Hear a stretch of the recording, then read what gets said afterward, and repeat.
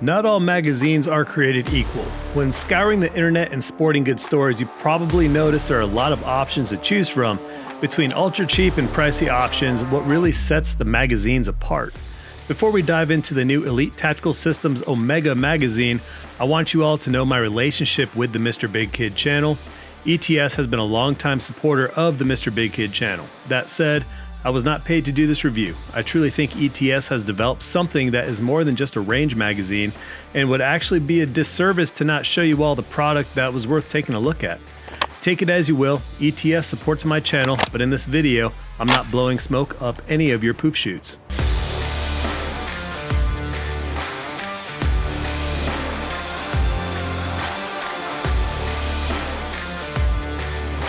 There's a couple checklist items in a magazine that'll determine whether it's a good magazine, something that's just a range mag, or something that could be used for something that you trust your life with. So we're gonna do a couple tests on the ETS Omega Mags. Now, the first test we're gonna do is a drop test. We're gonna drop this empty Omega magazine 5 times, and then we're gonna drop this fully loaded magazine. My expectations, nothing catastrophic happens to the magazine, and we're not just gonna drop it on rocks, we're gonna drop it on the driveway, which is asphalt. Now, one thing I'm expecting with this loaded mag right here is rounds are gonna pop out. That's gonna happen no matter what magazine we find. Now, what we don't want is all the rounds to eject out of the magazine. We also don't want any major cracking.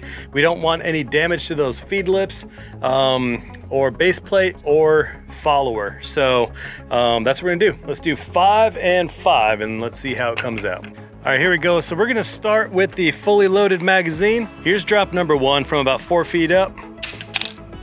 Drop number 2. Drop number 3.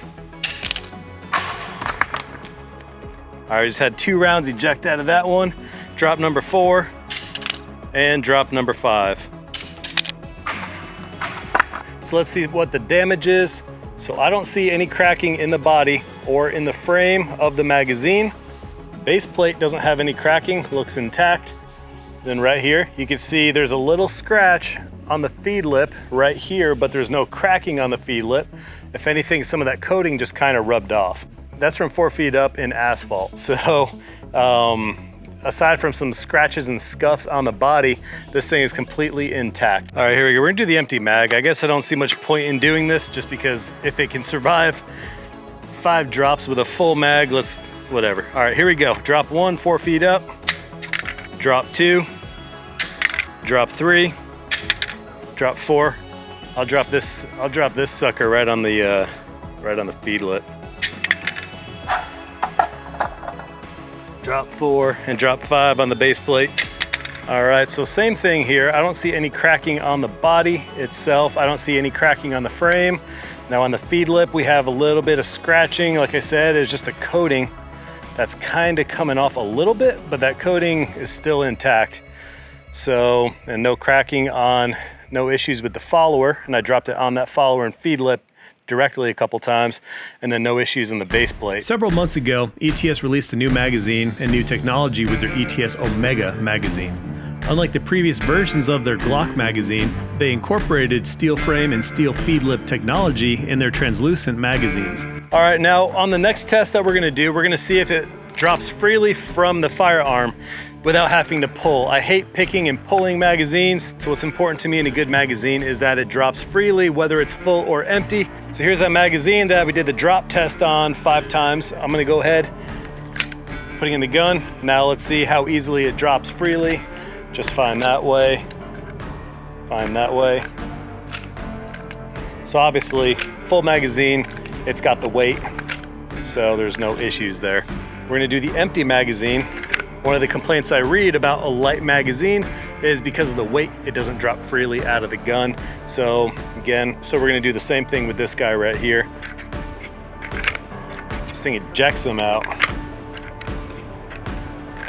Moving sideways. Yeah, this thing drops freely. No issues with free dropping out of your gun, whether the magazine is full or if it's empty. Of course, the last functional test we're gonna do is we're gonna shoot it. I have a couple hollow points. I do have some self-defense ammo I'm gonna test. Then we're gonna do a couple mags of just regular FMJs. So let me get my ears on first. In case you guys are wondering, the ear protection I'm using is the Axil XCORs. These guys right here. Bluetooth Ear Pro. I've been using them for quite a while now and I like them a lot. I have a full review video if you're interested. Check the description below. I got a link in there and that'll take you to where you need to go. We're gonna do some just regular Full Metal Jacket 115 grain.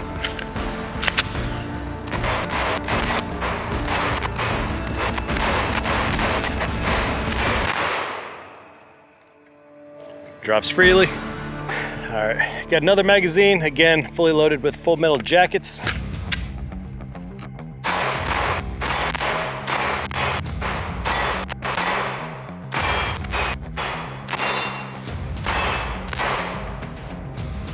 Drops freely. So now we got 5 rounds of the self-defense ammo. These are hollow points by Hornady. Now, I'm only doing 5 rounds. You might think that's not enough, but they're expensive. Now, if you guys want to send me a box of hollow points to dump, I'll do it, but 5 rounds, hollow points. Drops, locks back.